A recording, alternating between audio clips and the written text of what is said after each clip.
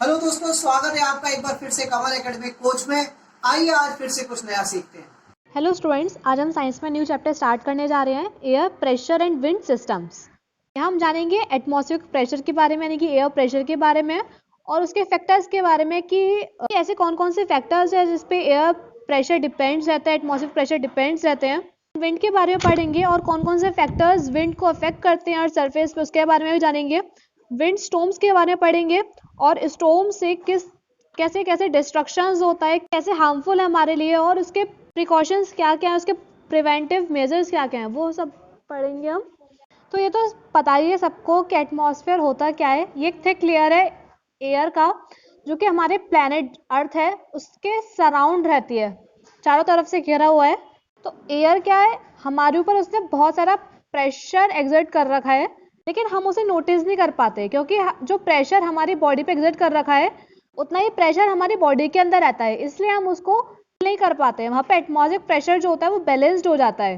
इस प्रेशर को simply feel कर सकते हैं कुछ ऑब्जेक्ट्स को ऑब्जर्व करके, जैसे कि जब हवा चलती है तो सिंपली ट्रीज की ब्रांचेस होती हैं, लीव्स वगैरह जो होती हैं वो स्वेइंग करती हैं। देन अब यहाँ बात करते हैं जो फैक्टर्स जो कि एयर प्रेशर जिस पे डिपेंड्स रहते हैं उसके बारे में।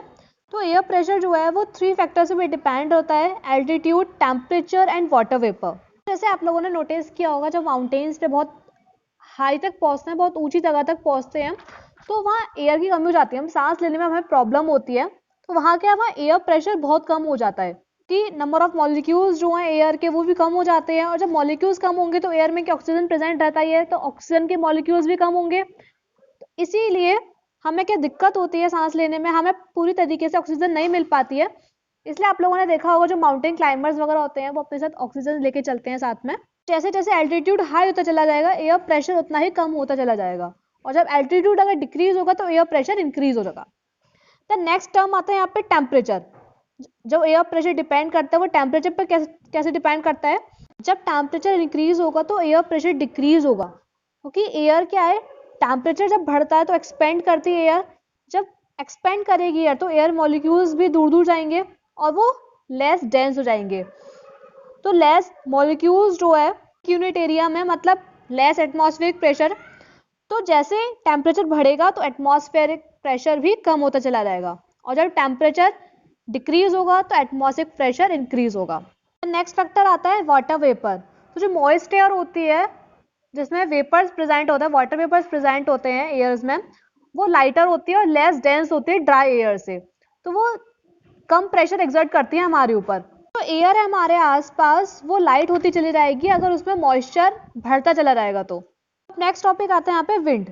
विंड सबको पता है, moving air is called wind.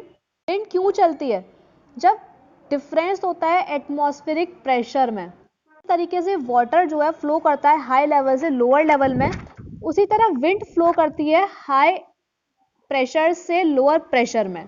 कुछ रीजंस दे रखे कि विंड क्यों ब्लो करती है। एयर मॉलिक्यूल्स में मास भी होता है, वेट भी होता है।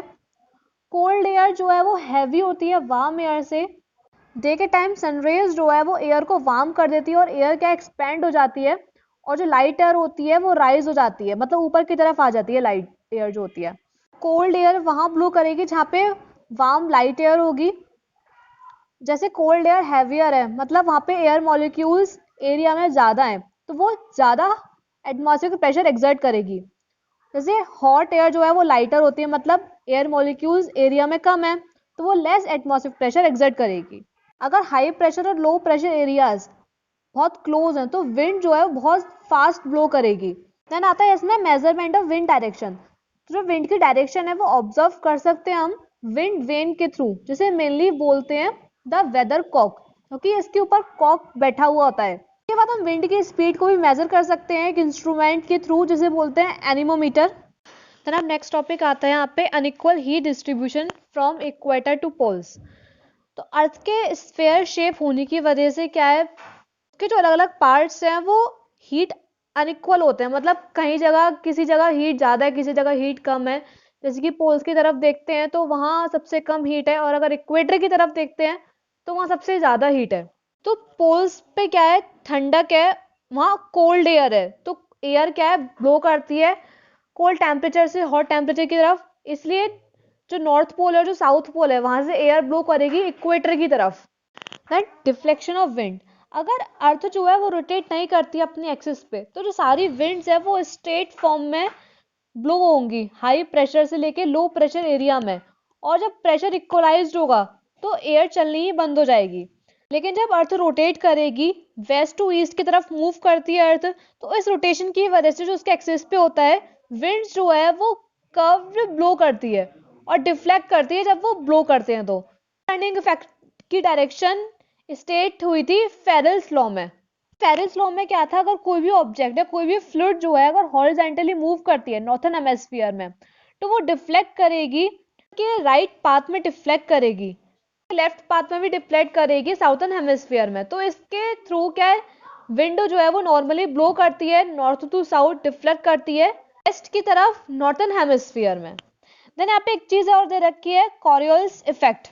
कॉरियोलिस इफेक्ट क्या था, जो कर्विंग मोशन है विंड की, विंड जब कर्वली मूव कर रही है, कर्वली ब्लो कर रही है, तो इस इफेक्ट को बोला गया है कॉरियोलिस इफेक्ट। ये जो इफेक्ट होता है वो जीरो होता है इक्वेटर पे, मतलब इक्वेटर पे कोई भी डिफ्लेक्शन नहीं होता विंड का, डिफ्लेक्शन होता है पोल्स में। देन नेक्स्ट आती है uneven heating of land and water. इस चीज में सबसे पहला पार्ट आता है यहाँ पे land and sea breeze. Land and sea breeze हम पढ़ चुके हैं पहले ही, हीट एंड टेम्परेचर वाले चैप्टर में हमने पढ़ा था लैंड ब्रीज और सी ब्रीज क्या होते हैं। के टाइम क्या है, लैंड जो है वो सी से ज्यादा फास्ट हीट होता है, लो प्रेशर होता है, और जो सी है वो कूलर रहता है, वो हाई प्रेशर डेवलप करता है। और जो कूल ब्रीज होता है, जैसे सी ब्रीज बोलते हैं, वो हाई प्रेशर एरिया से लो प्रेशर एरिया में विंड ब्लो होती है।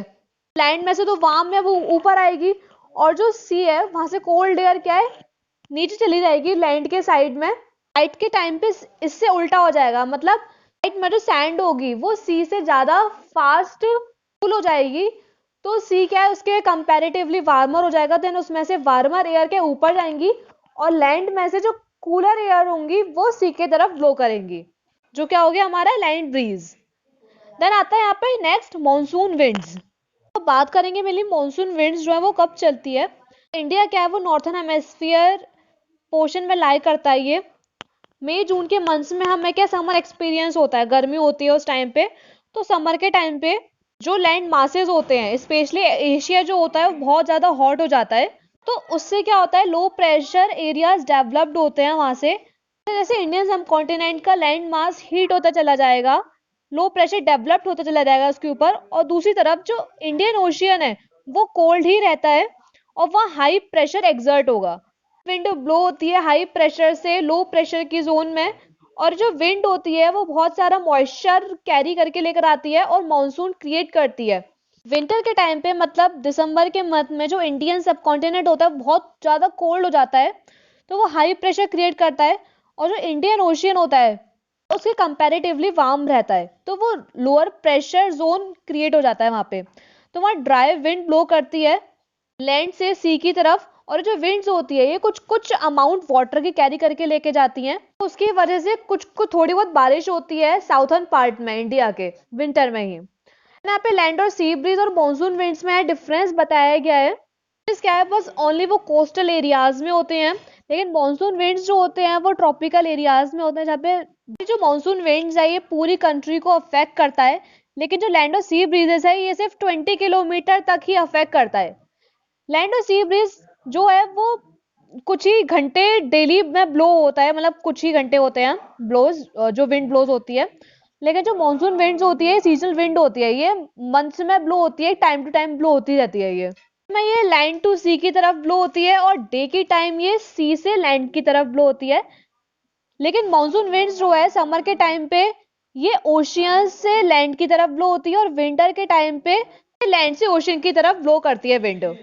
लैंड और सी ब्रीज के टाइम कोस्टल एरियाज के टेम्परेचर पे थोड़ा बहुत इन्फ्लुएंस पड़ता है, चेंजेस होते हैं टेम्परेचर्स। लेकिन मॉनसून विंड्स में ये हैवी रेन कैरी करके लाते हैं समर में एरियाज, सारे एरियाज के ऊपर जहां जहां विंड ब्लो करती है।